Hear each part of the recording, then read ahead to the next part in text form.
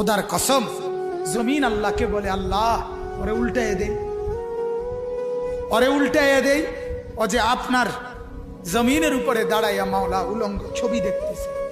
রাত 2টায় নওজোয়ান মনে করে ডানে বামে মা নাই, বাবা নাই, কেউ নাই, সবাই ঘুমায় গেছে। তখন উলঙ্গ ছবি বের করে, আরেক মেয়ের সাথে প্রেমের আলাপ করে।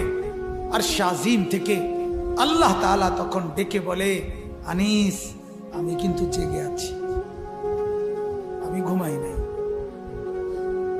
সব ঘুমিয়েছে, আমি ঘুমাই নাই, আমি ঘুমাই না। যদি বলো আল্লাহ আপনি ঘুমান, আল্লাহ বলবে রাতের 2টায় যদি তুমি পেশাব করতে হয় আর যদি উঠতে হয়, আমি যদি ঘুমাই, তুমি বান্দা তোমার চোখ মেলে দিবে কে? চোখ। আল্লাহ তাআলা বলে রাতের 3টা বাজে যদি কেউ ঘরে আসে, তো মাকে আল্লাহ তাআলা বলে আমি ঘুমাই না। কারণ আল্লাহ তাআলা বলেন তখন দরজা খুলে দিতে হলে চোখ মেলতে হবে। আমি যদি ঘুমিয়ে থাকি, চোখ মেলে দিবে কে? আরে বন্ধু, তোমরা তো সবাই জানো, ঘুমের সময় আমরা যখন ঘুমাইতে যাই তখন তো ঘুম আসতে দেরি হয়। কিছুক্ষণ বিছানায় এপাশ ওপাশ করার পর মনের অজান্তেই ঘুম আসে আল্লাহর কুদরতে। সকালবেলা যদি এই ফজরের নামাজ না পড়ে আমরা যারা ঘুমায় থাকি, সকাল 8টা বাজে 7টা বাজে আমরা যখন উঠতে চাই, যদি আল্লাহ তাআলা নারাজ হয়ে বলে বান্দা ঠিক আছে এখন আমি আধা ঘন্টা চোখ মেলতে দিব না, তুমি চেষ্টা করো, আমি চোখ মেলবো না, কি হালাত হবে বন্ধু? কেমন হবে? তোমার চিৎকার দেখবে কে? তোমার চিৎকার দেখবে কে তখন? এজন্য আল্লাহ তাআলা বলেন আমি রব্বুল আলামিন, আমি আল্লাহ তাআলা অসংখ্য গুনাহ মাফ করে দেই।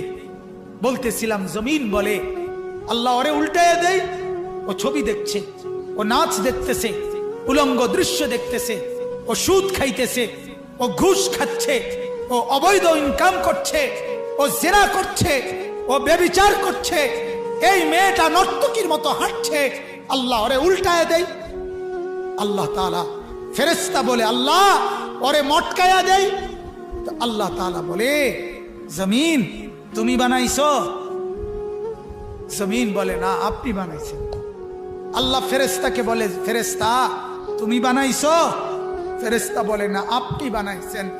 তো আরশ আজিম থেকে আল্লাহ তাআলা বলে শোনো, এক কুমার মাটির পাতিল যে বানায়, সেও তো মাটির পাতিল নিজের হাতে বানাইয়া ভাঙতে চায় না। 9 মাস আমি নিজের হাতে মায়ের পেটে রেখে আমি যারে বানাইছি, আমি নাক লাগাইছি, চোখ লাগাইছি, 1 দিন 2 দিন না, 9 মাস আমি যারে বানাইলাম, আমার হাতে গড়লাম, আমার হাতে সাজাইলাম, আজ তাকে আমি কেমনে ধ্বংস করে দেই? কেমনে ধ্বংস? এজন্য উল্টাচ্ছি না, এজন্য আযাব দেই না। আমি অপেক্ষা করি আমার বান্দা যদি তওবা করে, আমার বান্দা যদি কোনোদিন ফিরে আসে। আল্লাহ তাআলা বলে আমার বান্দা তুমি যদি ফিরে আসো, আমি 90 বছরের গুনাহ একসাথে মাফ করে দেব। আমি রাতের গুনাহ রাতেই মাফ করে দেব, দিনের গুনাহ দিনেই মাফ করে দেব। তুমি আইসো আমার কাছে, আমি মাফ করে দেব। এজন্য আমার ভাই আল্লাহ তাআলা বলেন আমি তো এমনি